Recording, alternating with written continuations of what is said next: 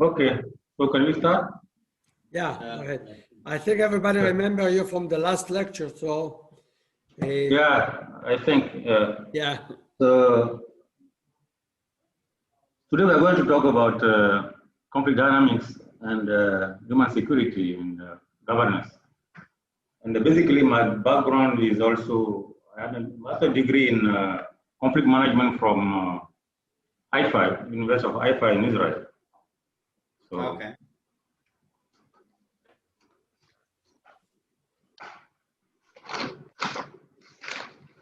Okay.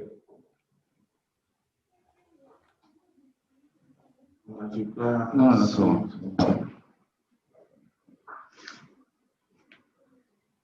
okay. Before I started, I just wanted to just based on the lecture for last week, I just wanted to highlight one thing. You know what is happening now in Israel? Yeah, Yes, they very true. You're have right. dissolved the Yeah. government. Now government is now down, I think. And that's what I was saying last time. Israel is using what is called proportional representation and using closed lists in terms of election. Then this is one of the disadvantage of using that kind of electoral system, because you end up with unstable government. Because this is like, I think the fourth time now we're going to have election. And the thing is that this system is bringing a lot of small parties in the parliament. So Yes. when that system is bringing a lot of small parties in parliament, no party can have enough majority. You need to deal with small parties. So this makes the government to be more unstable. So as soon as you have a trouble with one party and then they don't support you, then you don't have a majority. You have to come back to election. That is now what is happening to Israel. So that is one of the illustration of what I was saying last time. Yes. Yeah. So, but when it comes to plurality majority system, you will have just a big party with a ruling. So there is no use, or there is no possibility to shut down the government. Because one big party is ruling, and basically you will have just two different parties. One is the opposition, and then another one is the government. So most of the time, the government has a lot of parliament members, so they cannot shut down. So you have stable government for years. So that is some of the differences there. But they have also their own advantages, bringing different small parties and minorities in the parliament. They're really good. Basically, when the country is coming from war, where people need is very big, and then you have to deal with different people coming from different parts of the country. So you need to bring everybody together and allowing small party to come in the parliament also. That is good. And it's going to promote also women's and gender equality and all of those stuff. But at the end of the day, you have to make sure that you don't bring inside the parliament some politically motivated activist people who will just let the government down each time based on their needs. And you have to have coalitions with different parties. That's one of the most also disadvantage, because if you are a party and then you need to make coalition with another party, that means that you need to leave some of your political goals aside. You cannot come with all of your goals. You have to mix all your goals with the goal of the other parties. So sometimes it is denied the people for what they elect you, because you have to make coalition. So you don't have all the card on your hand. You have to make you have to leave some of the need of the population aside, just to make that coalition for the government and the country also to move forward. So that is what's happening in Israel, and then we hope that this will be the last vote of time. But it's also democracy. Yeah. Hello.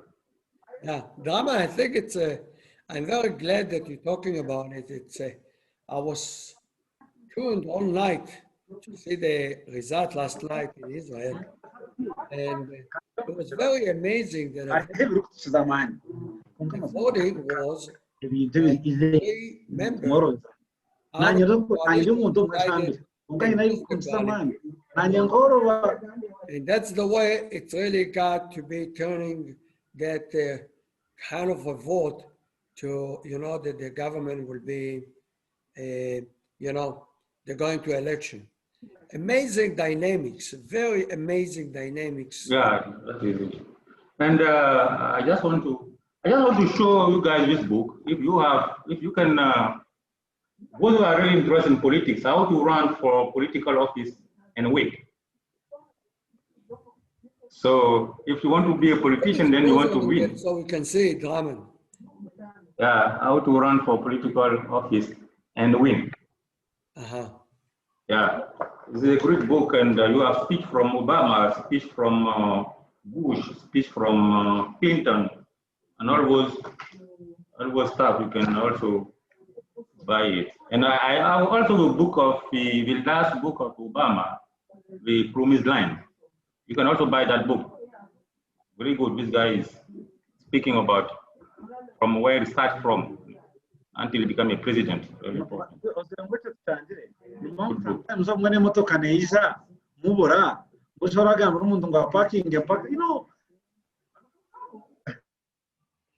Raman, you need to open your mic. You just closed everybody. I think you close the rest of the people because I did.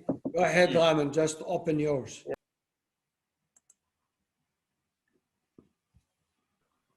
Okay. So, and also I have this just small book, this is a charter of the United Nations, like a constitution of the United Nations. I have it, so it's really important. It's a charter for United Nations. I'm going to talk about the United Nations and conflict management is really important. I have it as something they give to you when you get into United Nations University. That's the first thing they give to you at the registration office. So you keep it with yourself. So, okay. So today we're going to talk about conflict, human security and governance. This is a really important topic, and it is a really huge, very big and huge topic. People have master's degree in conflict and even PhD in conflict resolution, conflict management, conflict transformation, different topics in conflict, and also on human security. And basically, I had a certificate in human security I did in the university. So those are different and very big topics, but I'm going to summarize some of the aspects of those topics so that you can have some understanding how you can link conflict, human security, and governance. Very important. Even now, and this time we are in Corona. Corona is one of the most important threats for human security and in this world today.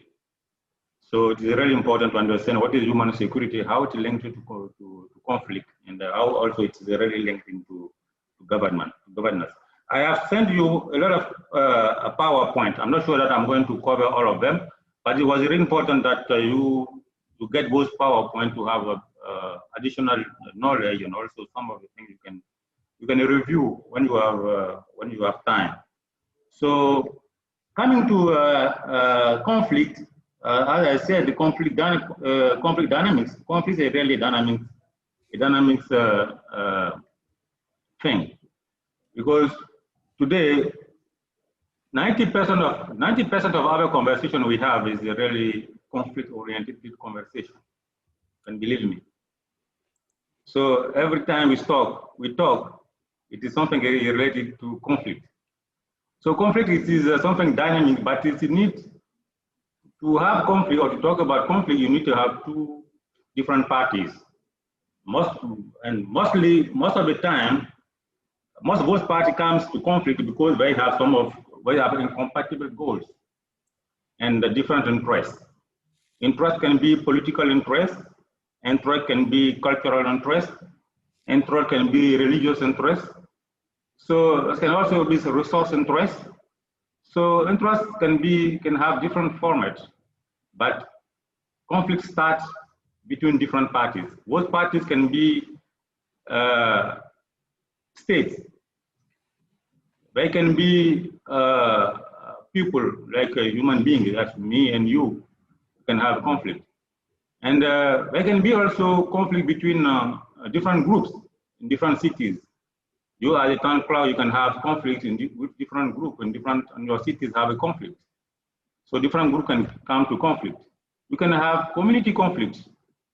And this is one of the most difficult conflict to handle. When communities start fighting together, it's really difficult to handle that kind of conflict. That's another topic that regarding conflict resolution. And you will have also religious conflicts. Very important and very difficult conflict also to solve. Many people are fighting because of what they believe. It is really difficult to solve that kind of conflict also. So you will have also political conflict. Political conflict is conflict between different political parties, political entities, political institutions.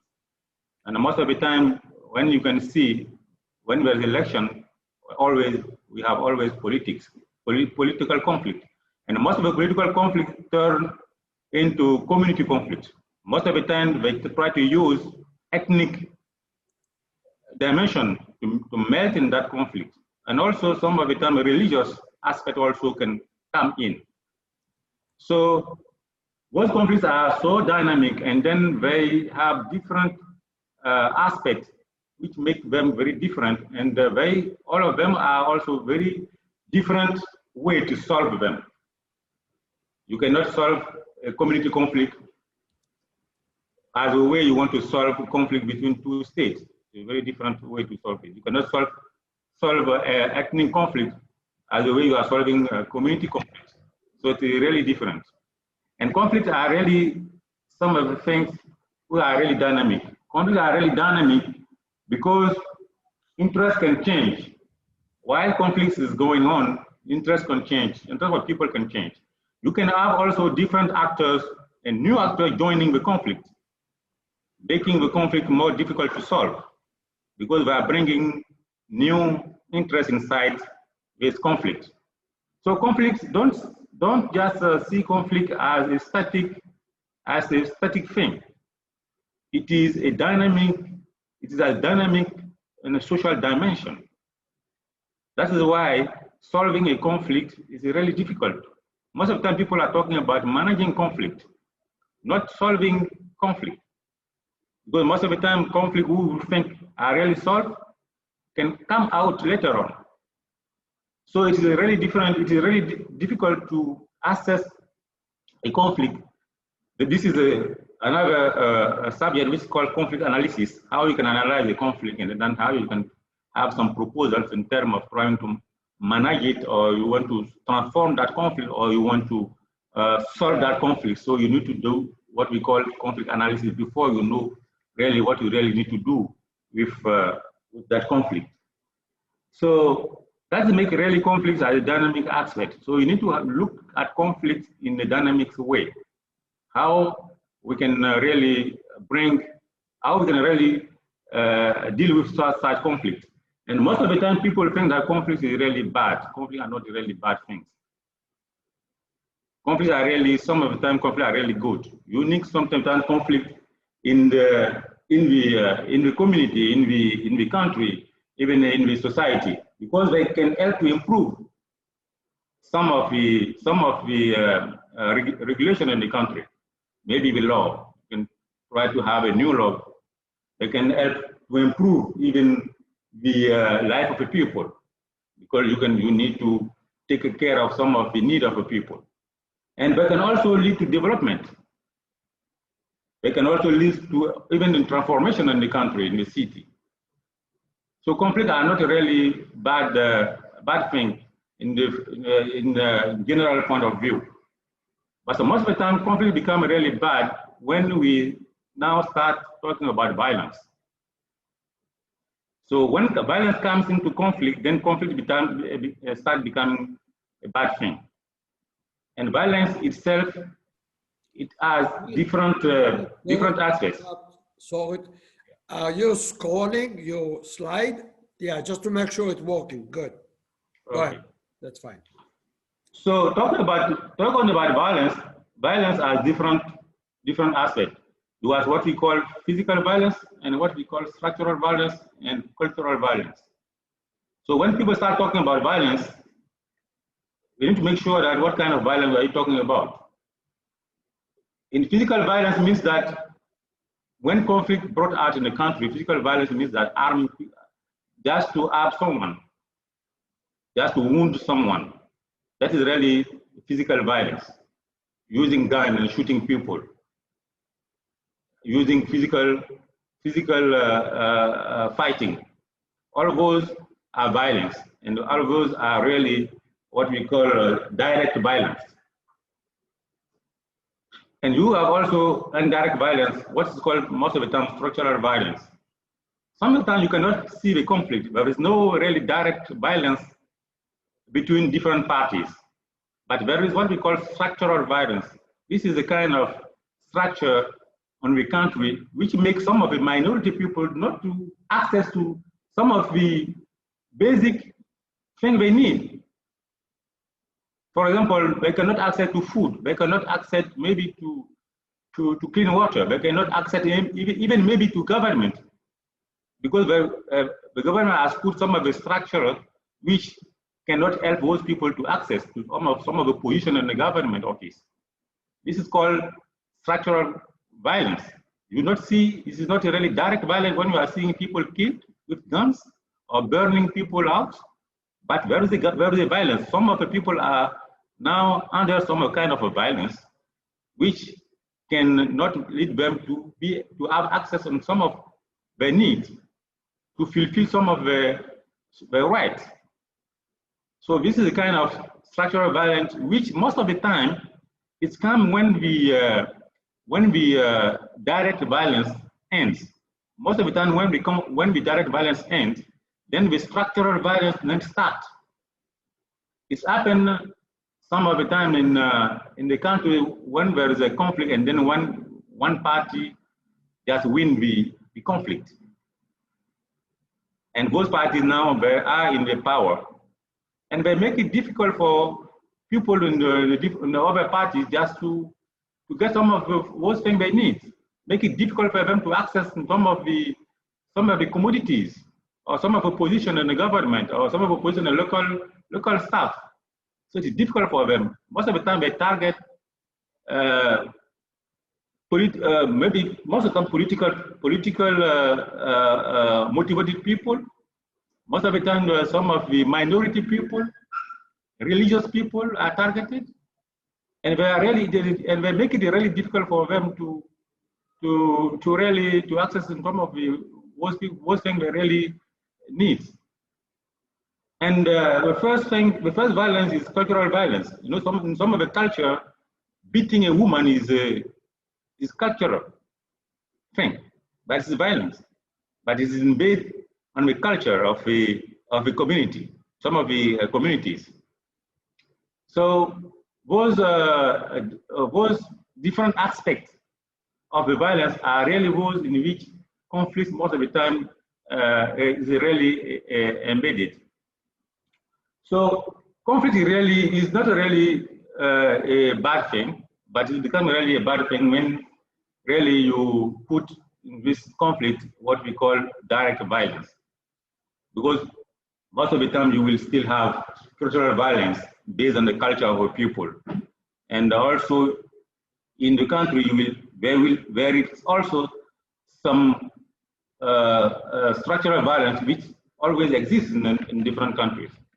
So it is really important to really understand or really to evaluate which kind of violence the country is now facing, which kind of violence the state is now facing, what is the level of that violence, and how we can really solve that violence so that those people who are really suffering for cultural violence, even for the structural violence, how they can meet their needs. So this is really important in terms of analyzing conflict when the violence stops. When the violence stops, that doesn't mean that when the direct violence stops, doesn't mean that the conflict is ending. No, you need to make more analysis. You need to make conflict analysis to understand how you can come up with solutions and try to solve that that conflict. So what I'm going to do also is to talk about conflict, not even in the city, but also conflict between states. This is a very important one to also to understand in terms of human security. Because you can have conflict between states, you can have conflict inside the state, which is what we have now in the 21st century. Most of the conflicts are not, we don't have now conflict between different states. We have now conflict inside different states. And most of those conflicts is now what we are seeing in civil resistance. That's what now we are seeing, the uprising of the civil movement. That is making it really difficult for government inside the country to really taking care of the country and really taking care of the need of the people.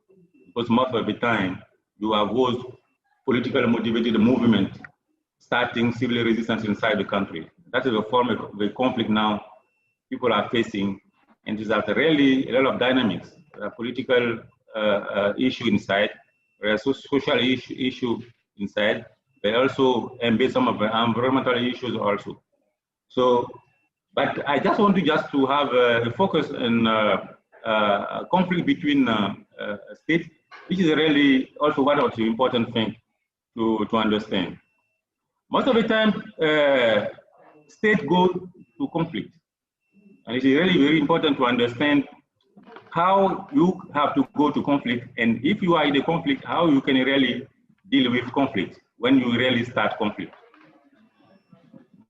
Conflict really is something we cannot avoid. That is for sure. But the only thing is, how do you go to conflict?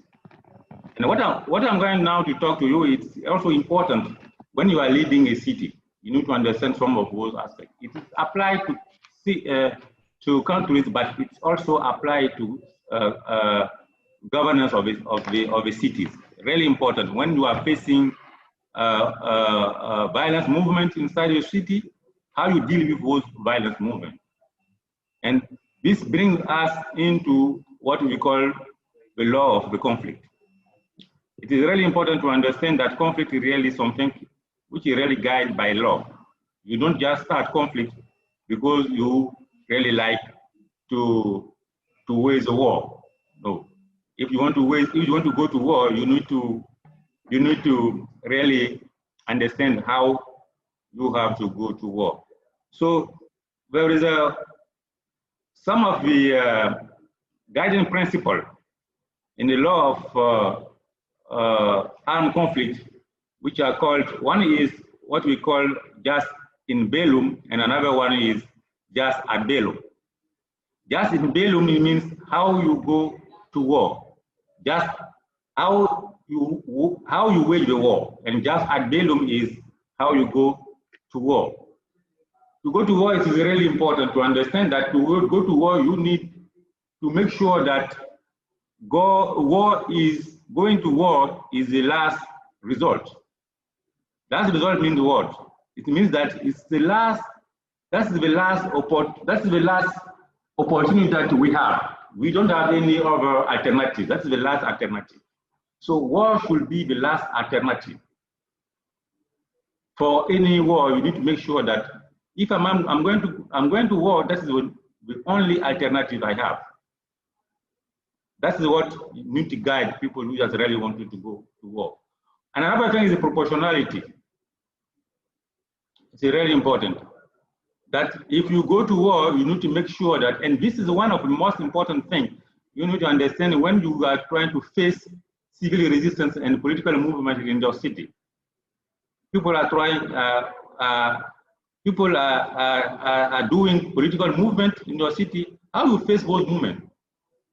You need to make sure that when you send the army, or when you send the police person to stop those movements, you need to make sure that you are applying one of the most important principles we call proportionality.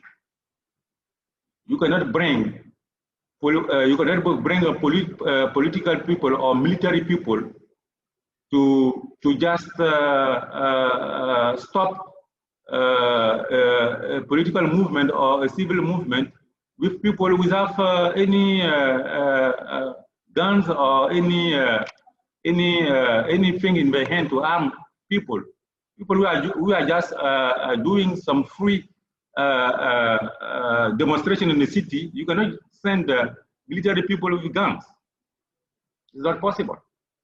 Then you have to understand who I'm going to send. If I'm going to send policemen, what should be their mission? How they have to handle those people. So proportionality is really important to understand when you are facing some of the political or civil resistance movement in your city. How you handle those movements using the national force, which are most of the time which are policemen. So that's one of the most important things to understand when it's come to going to war. But it's not just the one. You need to understand that you need to make sure that the war is what we call the just cause. Is it really a just cause to go to war? Is it really just cause to go to war? You need to understand and you need to evaluate also this point. Another point is the cost. You need to analyze the cost of the benefit of going to war. If I'm going to war, what is the cost and what will be the benefit? And most of the time, the cost is the cost of the life of the soldiers. This is what is one of the costs, and also financial cost, because you need to gather equipment, you need to gather people, you need to give them food and all those stuff. So there's some of the costs you need to analyze. And first thing, you need to make sure that it will be a success, because you are bringing the sons of the people in the war. Are you sure that you are going to succeed, or are you going to lose that war? If you are going to lose, why are you going to sacrifice the life of the people when you are not sure that you are going to win the war? So it is really important to understand before you go to war, is it going to be a success or is it going to be a loss? If you see what's happened, I think 1 month ago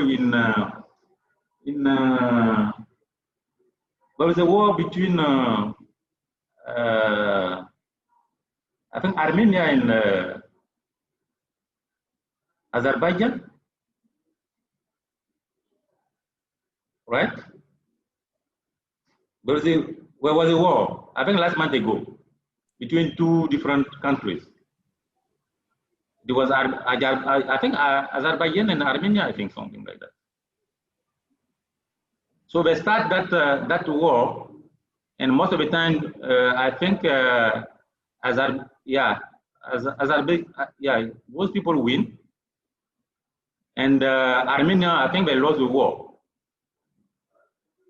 So it was really important to go to that war. So that's what's now really important to understand. So because before you go to war, you need to understand if this war will be a success. And another thing is also you need to have a legitimate authority to go to war. Only state can go to war. If you are not a legitimate authority, you cannot just declare war to another country. It's not possible. You will be tried for war crime. And it's really important to understand all those things before you really decide to go to wage a war with another country. Because after you wage a war, you have to face the law of the war. And the law of the war is really one important thing to understand also. This is not, I think, it's not something related to the current lecture, but for those that are really interested, you can just read about the law of the war. It's really important to understand. And this is really important, not because of the war, but because of how you deal with some of the movement inside the city. And all those things are really important to understand. if I'm going to handle one of the movement in my city, am I sure that I'm going to succeed, or am I sure that I'm going to lose? It's really important. Am I using proportionality to handle that movement? Most of the time, a political demonstration in the streets. Is it really a just cause to send really political policemen? So it's really important to understand all those things, because after that you will be judged by the people. You will be judged by the people of your own city. They will be maybe accusing you that you have used unproportionality force against them. So it's really important to understand all those important aspects or principles which will guide you how to intervene when you are such kind of political demonstration on the street, which we have in different cities. Most of the time we send policemen just to stop all those demonstrations. So it's very important to understand this aspect. And one second aspect I'm going to talk about, it is about governing a city as a democratic, using democratic principles, and how you face those demonstrations mostly you will have, and then mostly you have in your city. You know, there's a difference between how democratic country acts or democratic leader they deal with issues in the country, and how authoritarian people deal with issues in the country in terms of demonstration in different cities. Most of the time, when you take a democratic leader, there is always free circle which surround democratic leaders, even an autocratic leaders.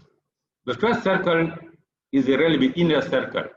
That is the circle in which these leaders is really surrounded by his family. That means himself, his wife, maybe his mother, and then his father, and a relative, and all those people. So this is really the inner circle of a political person. Whatever happens, when there is a military coup, the people who will leave the country is the leader, his wife, most of the time his children, his kids, and basically maybe his father and his mother if he's living with those people. So that is the inner circle of the free circle which surround a leader of a democratic country. The second circle is made by most of the people in which he has most of the confidence, meaning some of the ministers, some of the really close, very close friends, some of the people in which he really trusts them. He has a really good trust, which is made by the second circle. And the last and the biggest circle is the people which elected that person. That means the people of the country. Those become the the third circle. So what happened when political leaders who is elected democratically leading the country? How is leadership different from someone who is an autocratic leaders in also leading a country? Most of the time there is a theory in a democratic peace which says that democratic countries do not fight each other. Why democratic countries do not fight each other? Because they know that they will be elected by people. The power is in the hand of the people. It's the end of the last circle, not the middle circle, even not the inner circle. So they cannot go to war. Because at the end of the day, going to war, as I said, is costly. Cost doesn't mean only financial cost. Cost means also the cost of the people who have elected you, because you are using soldiers. Soldiers are the son, the father, even most of the time the mother of some of the people. Even they have families, and most of them will have elected you also. So when you think that your power is on the end of the majority, the last circle, you don't go to war. Or even when you go to war, you make sure that you will sacrifice less soldiers, or you will win, and then you will win the war. Because if you sacrifice most of the soldiers, it will be difficult for you to be reelected. If you lose a war. Raman, Yeah. this is very interesting. Can you apply, how do you apply it for inter-country conflict? For example, in Israel, it's very clear, and I'm sure that it's also in Uganda and every country. You have groups. In Israel, we have, Arab, that are about 18%. We have religious party, which they are also about 18%. You have secular, living in the periphery. There are another sector. There's a sector living in the big cities. They are considered like the elite. And there's a big conflict. I think what happened yesterday is not coincident. It's all those fractions of people. And apparently, we're going to a fourth election just because this conflict is not being resolved. And the election system we have. But I'm sure it's true about Uganda as well. I'm sure it's about all countries. Can you please kind of take us how we apply what you just said to intra-country, or, between groups in the country? It's not, you're not going into a war. Sometimes you do, people go to a war within the same country, yeah? Yeah, also, of course. Many times, but how do you solve conflict? I think it's extremely difficult question. Yeah, okay, I'm just going to finish what I was saying. So democratic countries don't fight each other because they know that because of the war, we cannot sustain the cost of the war in terms of the life of the people, even in terms of losing the war. If they don't think we will win, they will not go to war. But if you take back authoritarian people, they really are likely to go to war. Why? Because they don't even care about the majority of people. They care about people who are surrounding them and the second circle. If they make the second circle happy, then we will stay in power. So they are really prone to go to war. So that's really the difference. You need to understand when you are leading a democratic country, and then when you are really democratically elected, how you handle conflict, and when you are really when you are really an autocratic country, how you handle the conflict. And coming to your question, Israel. A comment. Yeah. Maybe to confirm what you're saying, there are several factors in the conflict. You get me? Yeah. I'm a student of conflict resolution. Okay. And I appreciate that I'm listening attentively to what exactly entails what a conflict.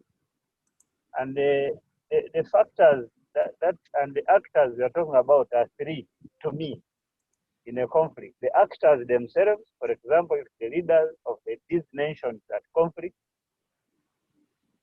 the promoters, because they are those who are there to promote this conflict.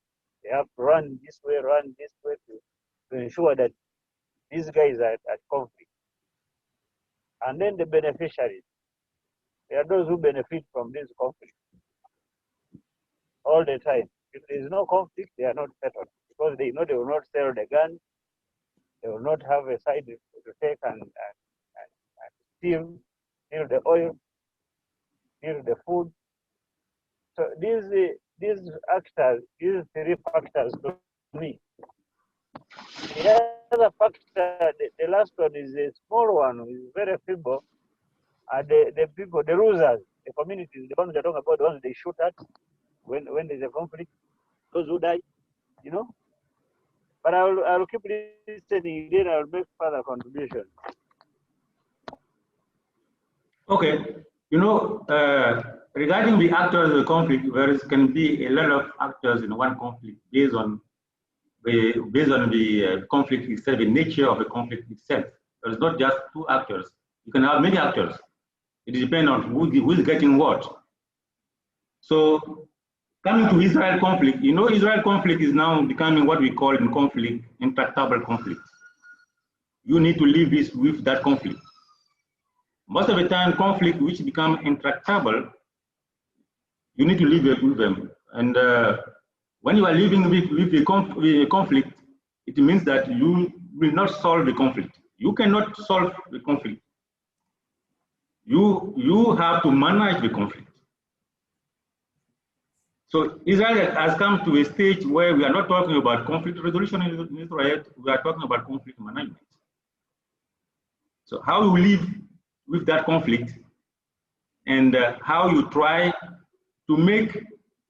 to convince those actors to make really conflict to be not that affect more the parties. People need to understand, and they need to know how to live with the conflict. That's what's happening now in Israel, because it has now reached the level on where we cannot talk about resolutions. So it's not resolving the conflict, but it's now how we are going to manage this conflict. And most of the time, managing conflict now is not something which is in the hand of the community. Most of the time, it is the hand of the leaders. It's the leaders of the country who have to come with solutions. And those solutions has to go down to the communities. Because now we are at reach a level where we cannot solve in the conflict in the community level. We have to solve it in the leaders level. That means that in the political level, so that we political have to come with different solutions and how people have to live with the countries, and then we have to make sure that the interest in the conflict are really made. But most of the time, as I said, conflict is a dynamic issue. It's a dynamic issue. You cannot say that this solution I brought it will solve it. It will not solve it. It will give some of the parties. It will increase the interest of some of the parties. It will decrease the interest of other parties. But at the end of the day, it is important that you understand that how you make each party to make sure that they have to come together and to make a constructive solution, we will fulfill the need of those parties, and they will be living in the country with the conflict. The conflict, as I said, conflict is not bad, but conflicts become bad when there is violence. So if you try to avoid the violence, so you can now start understanding how I can live with the conflict. Because in Israel, we have different aspects. The conflict is really dynamic and it has different aspects, and there's different actors in this conflict. It's not just Israel, it's not just Palestinians, it's Palestinian authorities, it's not Palestinian communities. All the solutions is coming from Palestinian authorities by discussing with Israel. Some of the time, they have to go to the UN to find solutions. So there is no static solutions, and those solutions are in the hand of a politician. So politicians now are now managing the conflict based on the interest and the interest of the communities, because they are understood that at that level of the conflict, they need to live with this conflict. Even in Israel, so many times people are talking about two-state solution. And this two-state solution is one of these solutions which was given by the US, I think. So you see, it is not something which is in the end of the community. It is something which is decided at the upper level of the leadership. Even the international community now is talking about that two-state solution. So regarding Israel, there is no definite solution you can have, but there is a solution which we can use based on how dynamic the conflict is and what are the different interests, because interest is not just something which is static, it is something which is dynamic. When you fulfill the interest today, that means that tomorrow there will not be another interest. No, there will be another interest. So you need to adapt those interests to the need of the people and make sure that people are now learning how to live with the conflict. What must come to Israel. I was in Israel and I experienced all the conflict in Israel also. So it is one of the most important part of the world. When you want to learn conflict, you have to go and visit and see the conflict on your eyes, use your eyes. Now you understand how the dynamic is. So that's what I can just highlight regarding Israel conflict.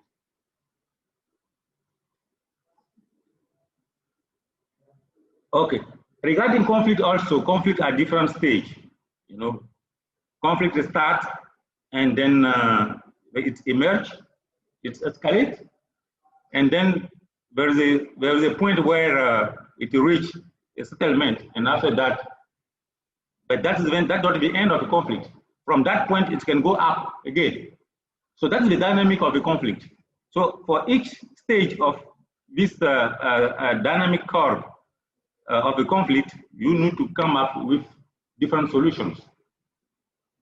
One of the solutions people now use is how you mediate between different parties, and that is another topic. How you run mediation when people are fighting. How you run mediation just to solve the conflict.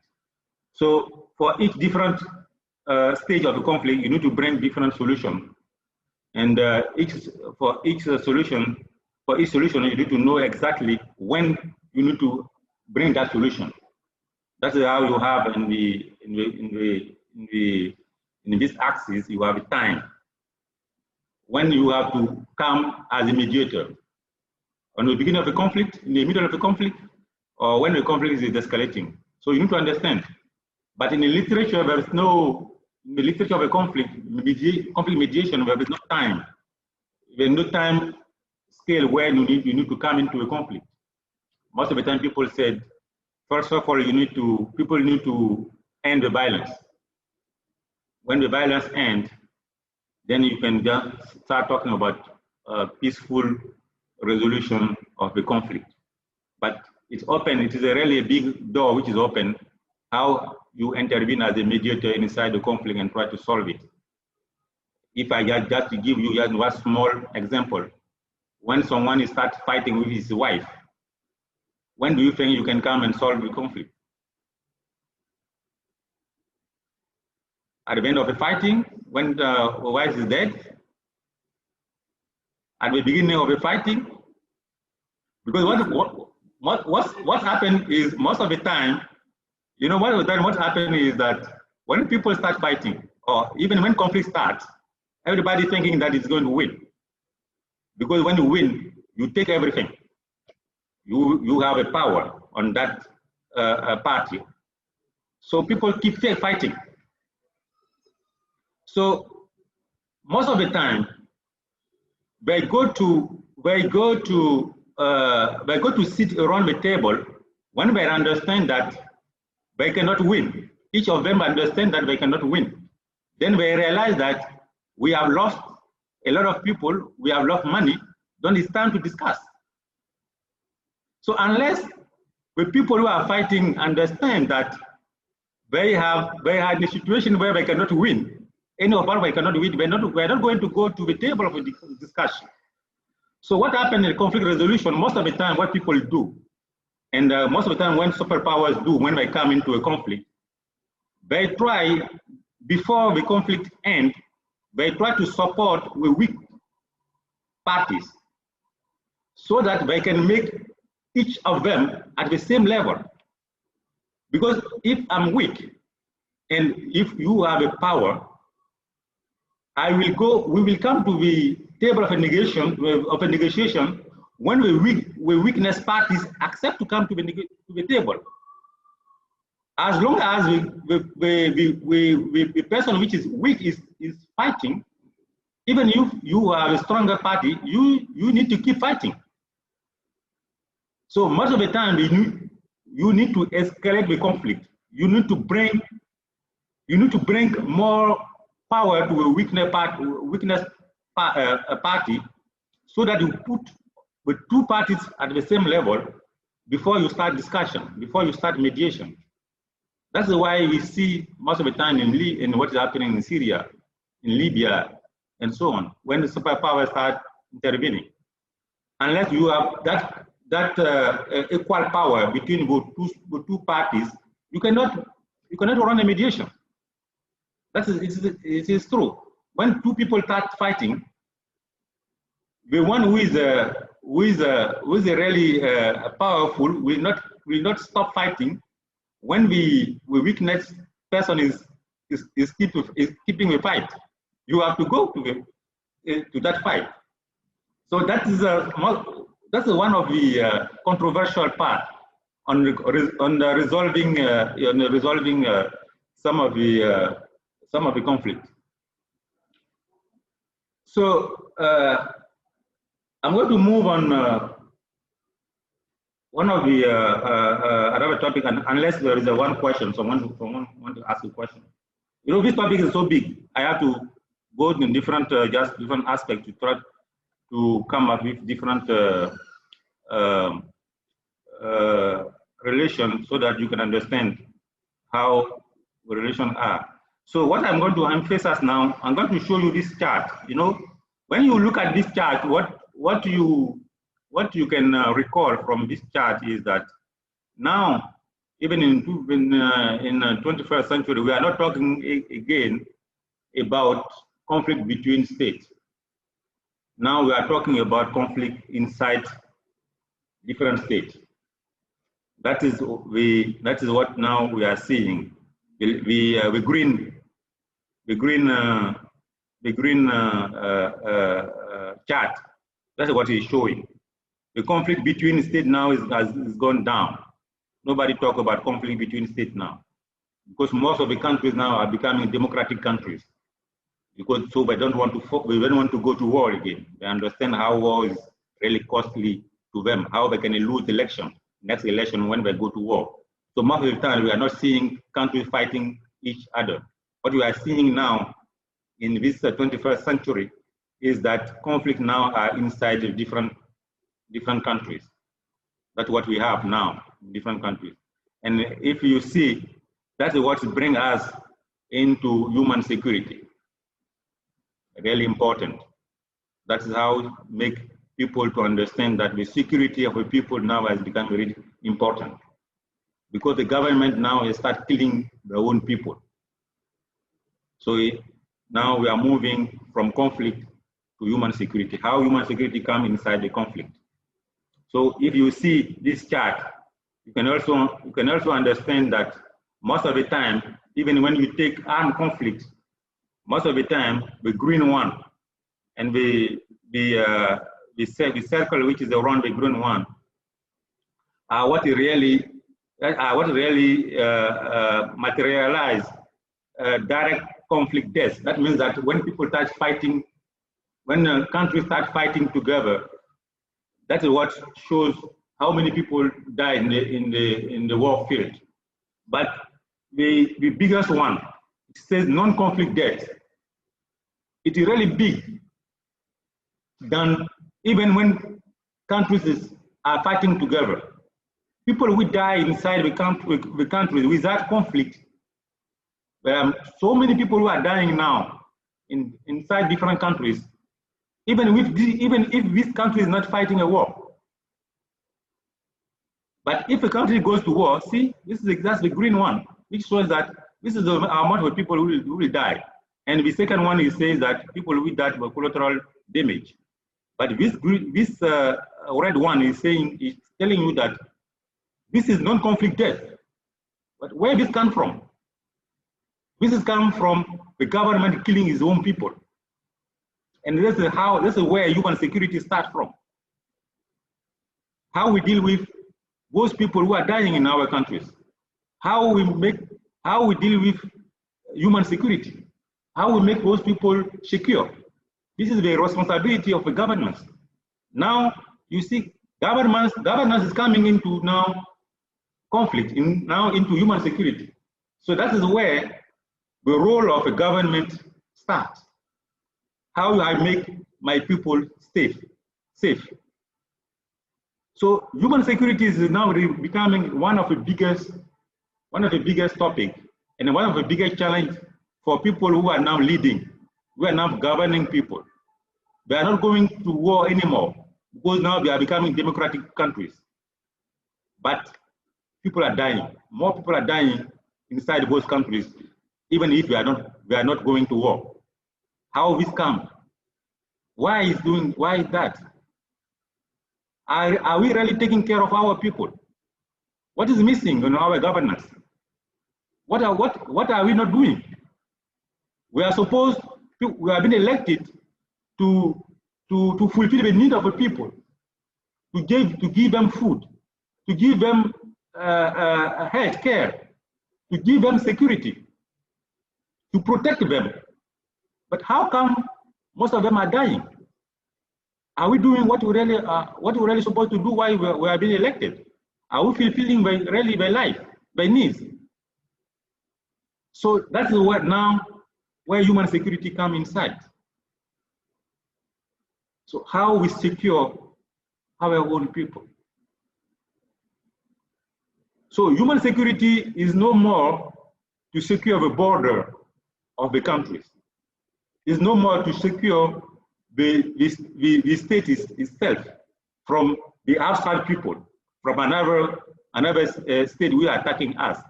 Is now how I secure my own people. Am I a good governance? Am I a bad governance? Now it's up to democratic governance to deal with those issues. So human security is basically the security of the humans, a daily security of the human. How you bring those people, how you give those people what they really have, what they really need to fulfill their life. So it has different dimensions. And even in the government, the management of the government, the management of the city, you can even see that. I'm just showing you this chart, which is the budget of Israel. Then you can see how even allowing a budget, you can affect the security of a country, or the security of a human in your country, or even your city. Are you affecting enough budget to secure the people in your country, or are you affecting enough budget just for the government, for the ministry to live a luxury life?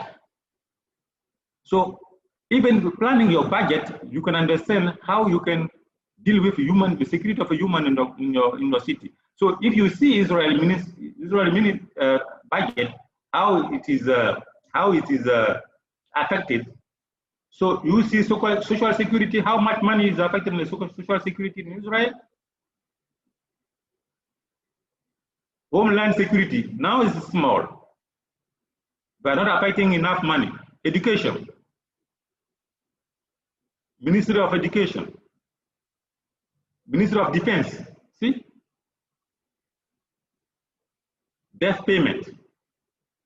So it's very important how you affect your money and who is benefiting from that money. It is the money of the citizen of your country, of your city. How you use this money back to them. Are you using that money to do something which has nothing to do with their own life or securing their own life. That is the most important, how you allocate your budget.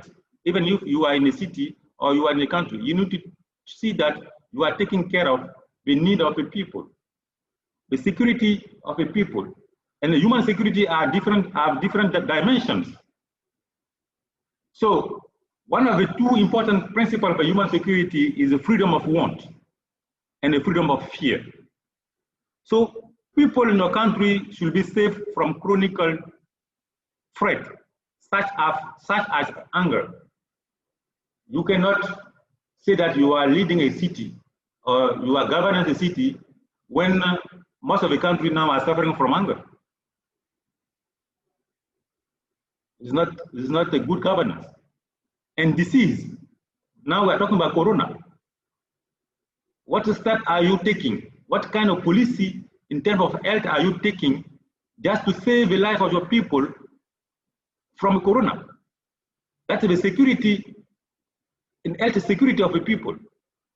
Are you giving enough money for people to take care of those people so that they cannot be affected in the corona to save their life? Or are you using your money to buy guns to go and fight a war, or using the money for something else?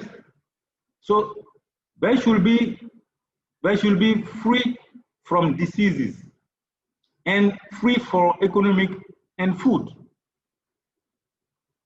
People should have enough food to eat. This is really important. In terms of health, you need to give them really good health. Environment. Now we are talking about some climate change. Are you dealing with that climate change? Because it will be affecting people. And political dimension. It is really important that people to be safe in terms of participating in the political parties and then have different ideas. Second thing is a freedom from fear. Freedom from fear that is a physical security violence threat. You should not bring violence in your city, because bringing violence is targeting people, is making people life into threat. Conflict. You need to make sure that you solve conflict in a constructive way, so that it's help people in terms of development. Crime. You need to deal with crime in your city. Post-conflict, really important. When the country is coming from conflict, how you rebuild that country. Small arm, landmine, all those stuff are really important. So there is a violence aspect, you need to deal with that. That's a conflict aspect in terms of physical security. And there is also a security which is not a physical security, but which is a security of basic need of a human being. That is some of the right of a human being. So human security is basically all of that. How you focus over the security of protecting individual and community, basically from war, from all those natural disasters, from diseases, from anger, and from violence. That is now, if you come into a country, you can just go into different cities. How you as a governor of a city, how you deal with all those really important things. Because now we are not talking about waging war with different countries, but now we are seeing that people are dying, even we are not going to war. We are not waging war. It's very important. As I told you on the previous slide, it's really important for democratic countries to understand that the power is on the hand of the people. So at the end of the day, you have to give back the power to the people, and then they have to give back that power to you through the election. So if you don't take care of a human security, if you don't fulfill the need of the people, you will have more people start now demonstrating. start now talking. And most likely you are going to lose the election. Because the need of the people, the security of the people are not met. So that is one of the biggest challenges now for the democratic countries. They are not fighting each other, but now they have to make sure that they are now taking care of their people. They are giving the security enough to the people to make them healthy, to give them different opportunities so that they can give them back the power to be re-elected also. So there is in the term of human security, you have even seven types of security you need to take care of. This is one of the economic security. Food. Food is really a basic need of people. You cannot lead people when they are hungry. They will not even listen to you. They want to eat first. So food is really important. Make sure that in your country, in your city, people are really not starving and people have enough food to eat. One is health security. I have talked about Corona. Really important. Make sure that the people in your country, the citizens in your country, they are really secure from the Corona or from another disease like malaria in developing countries. Basically, kids, malnutrition, and environment security, really important. Climate change, what action are you taking? Physical security, make sure that in your city, you don't have guns. You don't have small arms, which are now circulating in the city, making people physical life into threat. Community security, political security, people need to have choice, alternative, to go to different political parties to express their own ideology. And they have choice to choose which party they really wanted to go.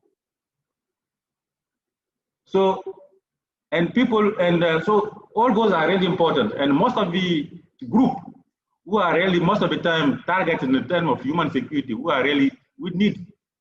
Most of the time you have children. You have most of the time ethnic minorities.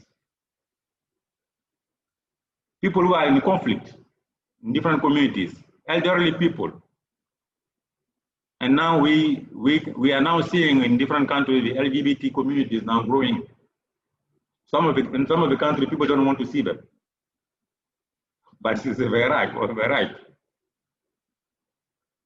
So, and this also you have to make sure that people have to be free from war, from death, from starvation, from extermination, and from environmental disasters.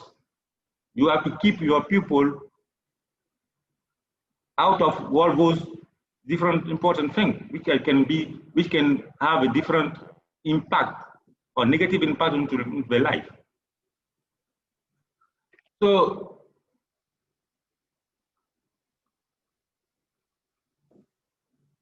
coming to that, those are different aspects in terms of human security. But coming in terms of global speaking, most of the time what happens is that you will end up with some countries which we call failed countries. Some countries which have failed to serve those needs of the people, to handle the security of the people. What do you do when you come across a country which failed? Like what you are seeing now in Libya.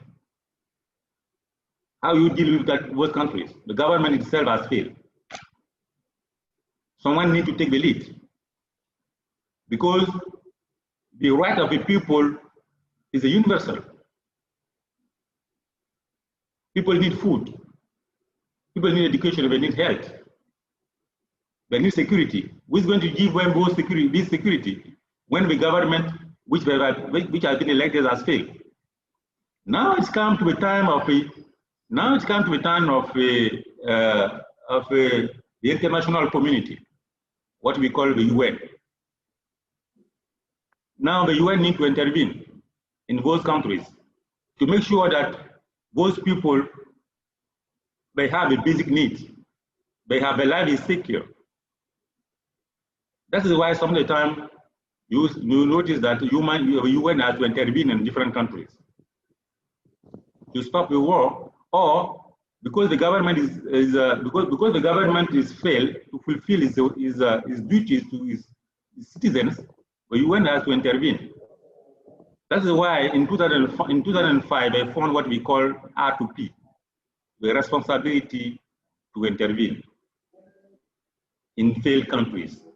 When countries fail to give the security to the cities. So the responsibility to intervene is one of the tools now the United Nations has to intervene in the countries where the government has failed to give those basic needs to the security of the people. So the responsibility to intervene is a concept which was created in 2005, and it was initiated by Canada. Canada initiated that tool to intervene the first time in Libya, because after Libya was facing one of the most difficult times. So the UN as a body of the entire community has to intervene. So responsibility to intervene is really important. It's one of the biggest tools the UN has to intervene in the countries, basically in the countries where the government doesn't have really the capacity to serve its people. But there are some difficulties. One of the difficulties is sovereignty. How you intervene in a country which is an independent country, which is the own sovereignty. Most of the time we are seeing this in Africa. People are talking about sovereignty of the countries, but they are not fulfilling the basic need of the people. So what do? Are you in the name of sovereignty? Are you going to let the people die in the country, or should the UN intervene in that country? So all those things, sovereignty and all those stuff, is really important. But at the end of when we write of the people have to be fulfilled, the UN has some of the rules to intervene. Even when you look at the UN, the chart of the UN, you will see that the UN has what we call Chapter 7. People who know Chapter 7 knows that is binding. You UN use most of the time the Chapter 7 to intervene in different countries. Chapter 7 is like a resolution which is really voted by the Security Council, which is the P5 of the UN, like Russia, UK, France, and China, and USA, and those 5 countries form what we call the P5 plus 10 countries. I think they have 10 countries more. We are really, each 2 years, they have to change those 10 countries.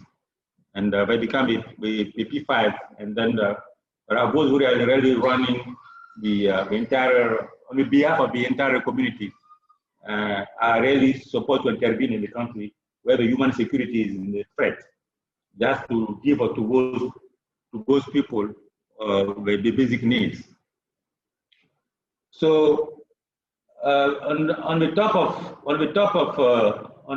that, it is also important to understand that the UN has adopted a kind of report. But the one report in the UN, which came out in 2015, I think it will from 2015 to 2030, what we call the SDG, the Sustainable Development Goal. The SDGs is one of the biggest reports the UN has written, and almost all the countries, the UN has now, I think, 194 countries. It was 193, but South Sudan joined because it became one of the latest independent countries in the world. They joined now, it is now 194 countries in the UN. So they come with a big report in 2015, and this report will run until 2030, and it's called the SDG, the Sustainable Development Goal. It has 169 targets and seven indicators. And those 7 indicators and those 169 targets are those targets that the UN now has put in the head of all those countries. They need to fulfill by 2030. They need to fulfill those 7 indicators. So now the countries, in terms of to secure the whole community, and then to secure also the cities in the different countries, the UN has come with that report, which you can just, I think you can have a report if you go to the UN site. You can have the report. And the report, one of the slogans of that report is that leave no one behind up to 2030. No one should be behind. That means no one should be under poverty. No one should be under hunger. No one should be under. No one should be to have a threat to his health. And there should be good education for everyone, clean water, and also gender equality. That is and a renewable energy.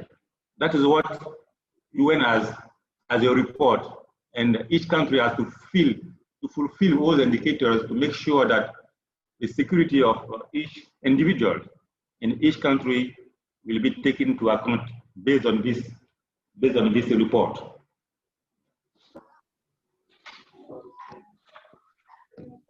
Any question? I'm going to move on with the principle of human security. So no question. There is a 6th principle of human security. When we talk about human security, you have to fulfill 6 principles. One principle of human right. Human right is one of the principles of human security. It was adopted in 1948. So it is what is one of the principles. And it is important that the country has to engage in multilateralism. Now, that's what in Europe, people are talking about multilateralism. It's really important.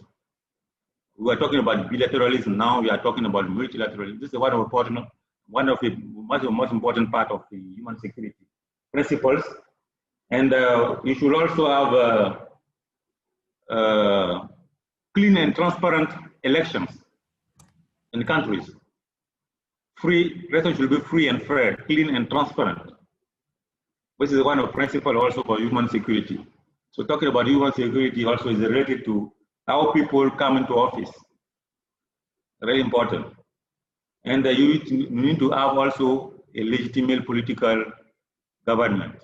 That means that the political government which is elected should be elected with the majority of the people. So those are some of the most important aspects which are really related to the human security in terms of seeing human security in the broad, in terms of as an umbrella. These are some of the aspects in which we really fulfill in terms of talking about human security.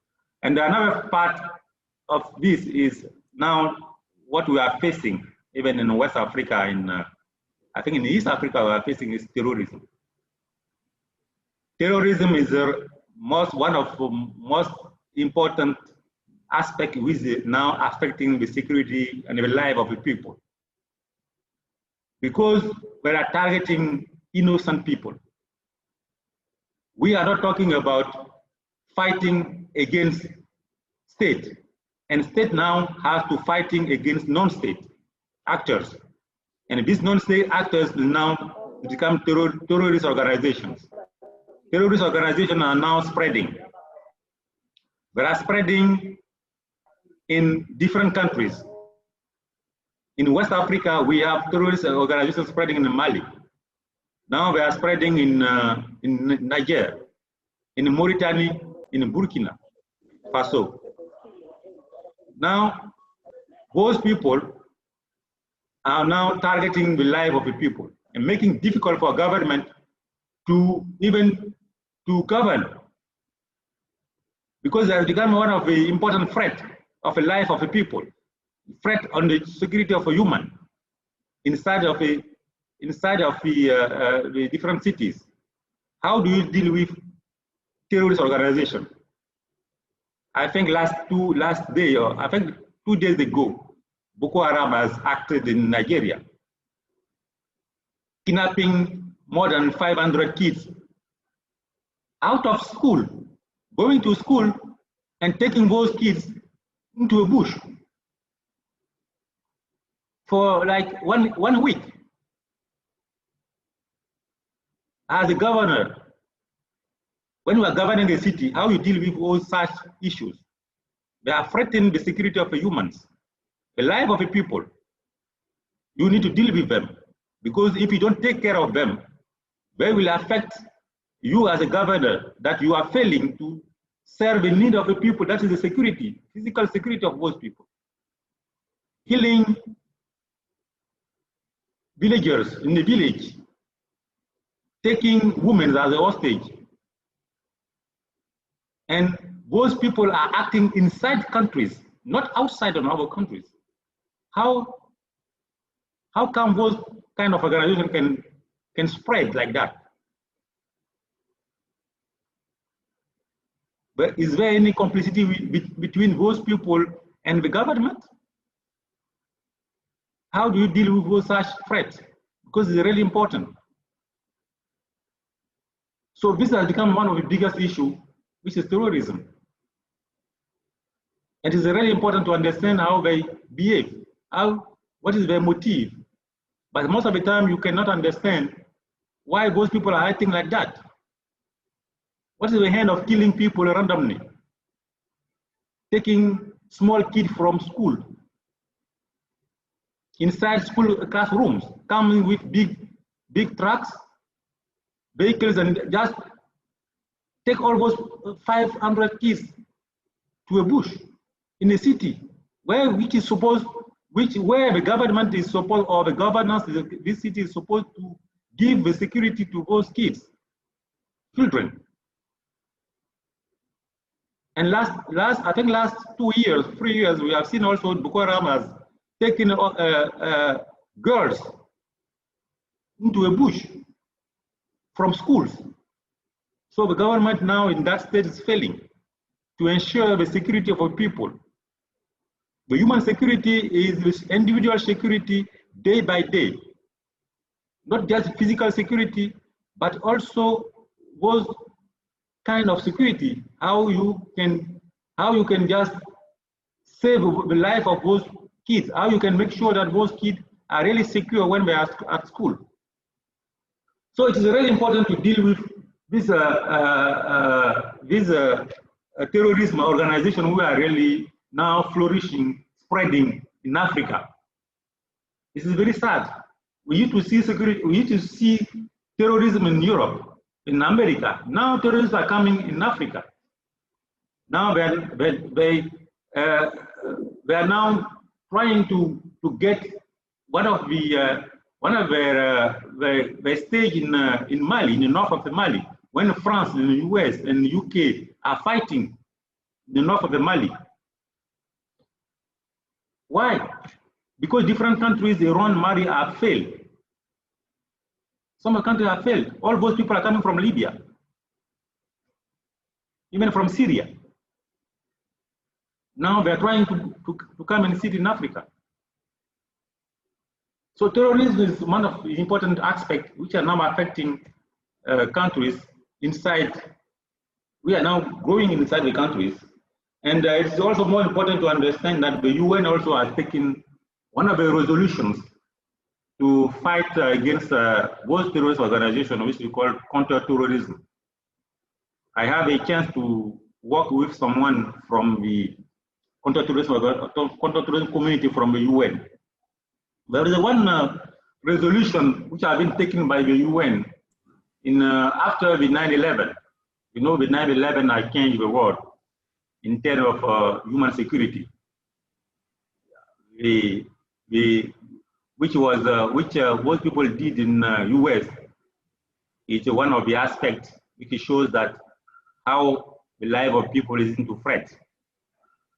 Taking a plane and coming and shooting plane against buildings, it is a human security.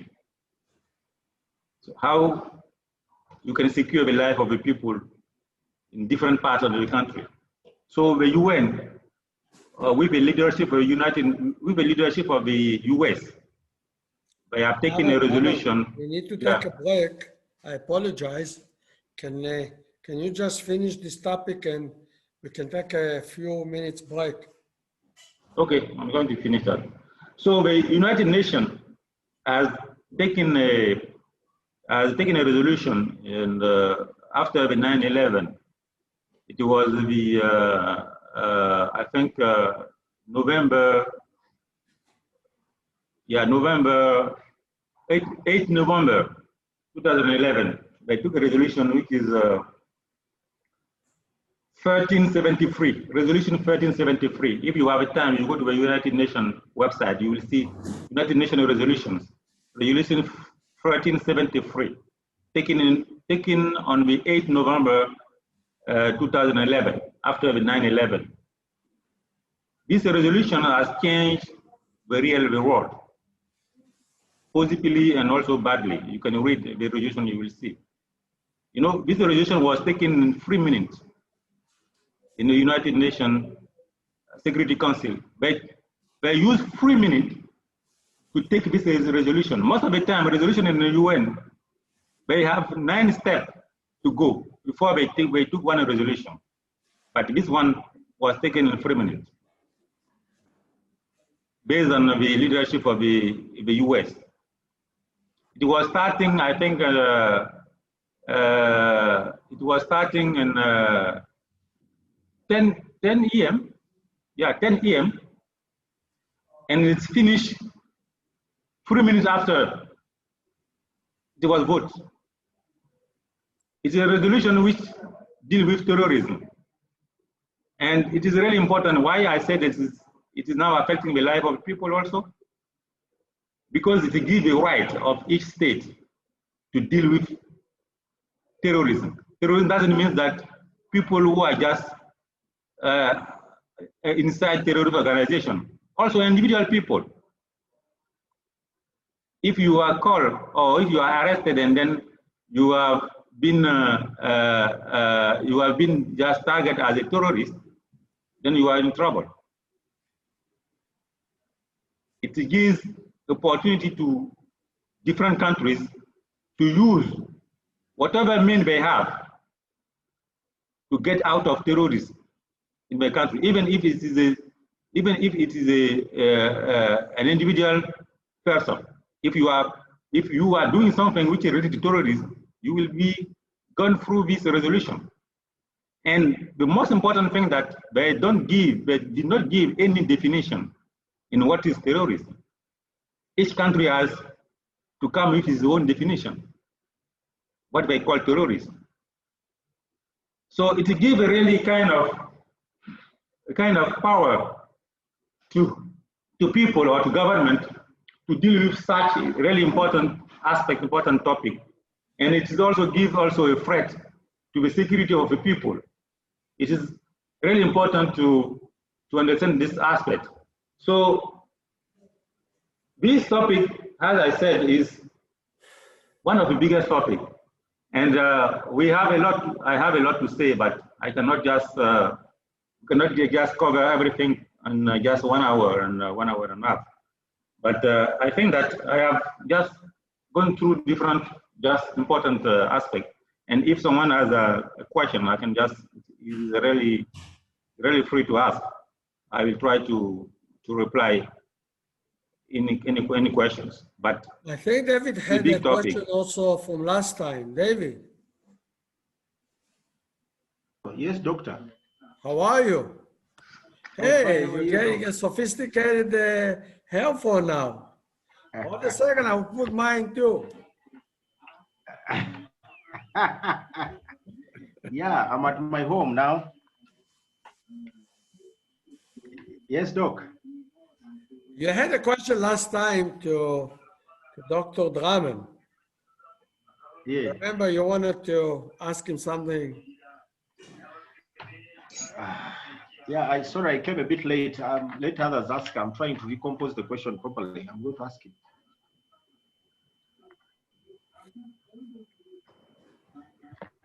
What do you think about the conflict within the town? You know? It has come to me, man. Issue. I think it's a huge issue. I tell you something, David. You know, I lived in Chicago 21 years, and I live in Netanya. Netanya used to be a criminal city. And you know, Chicago is always known as a criminal. And the joke was when you are in Chicago, the joke was that what is it so bad like Netanya? And in Netanya they say, what is that so bad like in Chicago? Now Netanya is really cleaned out of criminals. It's totally clean. Amazing, amazing, amazing. The economic development couldn't have happened in my hometown without cleaning the criminal activity, or what we call it, the homeland security or whatever. You know, the town, the city, it has to start there. It's such an big. Now there's another city in Israel called Lod. They have already, from, you know, within a month, more than 10 people dying on the street, like people shooting, nobody really cares. Okay? It means it's a big issue for the mayor, the town clerk. It's a hard work. It's extremely, extremely hard work to clean it up. I would love to hear from you guys. I know in my hometown it works amazing, beautifully. When you come to Israel, I will show you where they used to live, but they don't live anymore. It's criminals. And now we have a high-rise there, which is beautiful. What do you think, David? Look, this lecture to me was so good. I came a bit late, but Lira happens to be a city which has had bouts of human security issues. We had a rebel outfit called Kony who came and killed people and took people away like Boko Haram is doing. So when the lecturer was giving, Dr. Draman was giving this lecture, I was reflecting when I read out and realized this is true. So what do we do as urban managers? Sometimes these things happen when it's very difficult, it's lightning speed and things have happened. So it's quite a very challenging discussion, and I'm trying to appreciate the dynamics, and this is real. Countries are no longer fighting, but it's within the country. So that is what is captivating my thinking. It's quite a very, very interesting lecture. Yeah. Okay, so I just want to. Now he's talking about what Boko Haram is doing and what is happening most of the time inside the country. You know, what is really important to understand is that we as a politicians or as a leaders, we should not act how they act. Meaning what? If we want to fight using the way they used to fight, we will lose the war. Yeah. We will lose our legitimacy in fighting the way they used to fight. Yes. If we need to go with law. We need to design the law as such it protects the citizens. It protects the individual people inside the country. If you don't if you don't go in that way, and then you want to fight back, you will lose. Yeah. You will lose. Because terrorist organization, most of the time, they never achieve the strategic goal. There is no terrorist organization since terrorists start that they have achieved some strategic goal. One of the biggest strategic goals of a terrorist is changing government or changing ideology of people, making all the country as a Muslim country. That's what Islamic State was fighting for in Syria. They never achieved that. If you see Boko Haram, that is what Boko Haram is fighting for, changing Nigeria, becoming a Muslim state. They will never achieve that. But we need to understand that if we want to secure our people, we should not act as Boko Haram or as those terrorist organizations are acting. We need to set law. We need to set institutions where we can protect the human for the long run, not to do like they are doing, because most of the time, and that's one of the most important questions we're trying to answer. Why can you imagine that some organizations, like terrorist organizations, threatening the life, even the life of the people inside the country, and never achieve the strategic goal, and they are still doing that fighting? What is the objective? That's it, Raman. I must say, you have to fill it up more. It's true. You have to have a law. You have to have enforcement of the law. But there's one more missing. You have said it correctly, and I like that a lot. People need to put food on their table, even the criminal.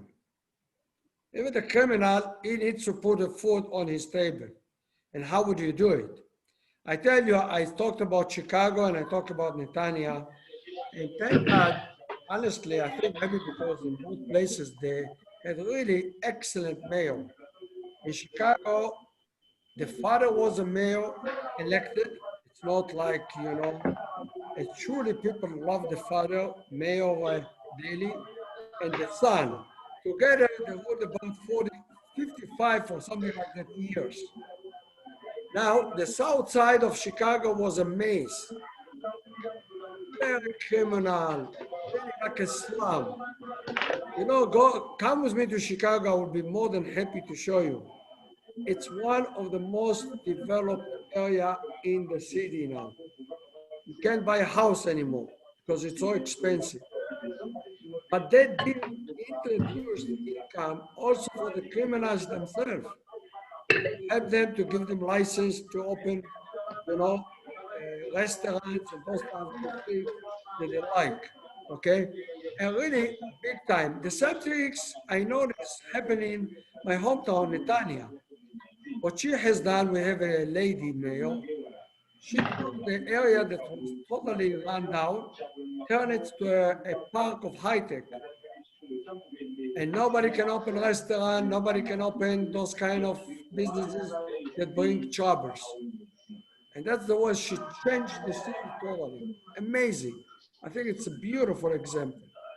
So it's true, the city, the police, especially if you, God forbid, need to use the army, then you're really in a big trouble. But even the police has to be really carefully used, as you said, and I agree with you. But it must have the other component you mentioned, they are economics. People has to feel that they can feed their family, okay? Even in a legal framework, okay? That's, I think, all the 7 points you mentioned has to be together. Yeah, but we were talking about those, those terrorist organization. Most people are ideological motivated people. When you come across to ideological motivated people, they are not really fighting for economic goal. They are fighting for the ideology. how we can change the ideology of the whole country. That is what we are fighting for. That's what I was saying. Because we are fighting for something which you cannot measure. It's very difficult to solve. So what do you do on the kind of situation? Are you going to fight back with the army, or are you going to trying to build a kind of institution, strengthen the power of institution and try to fight back with using law and law enforcement to deal with that kind of situation? So most of the time people say that because of the poverty, we have poverty in Africa, that many people are joining those Boko Haram and all those terrorist organizations are spreading because of the power, because of the poverty. But I don't think this is really true. If you look at 9/11, those kids who were in those planes, most of them are coming from rich countries, rich families, and most of them are engineers. They are not poor people. But they are religiously and ideologically motivated people. So that is the most important thing. This is one of the most aspects on the conflict, ideological conflict within the country, even within the society, which is very, very difficult to solve. That I was focusing about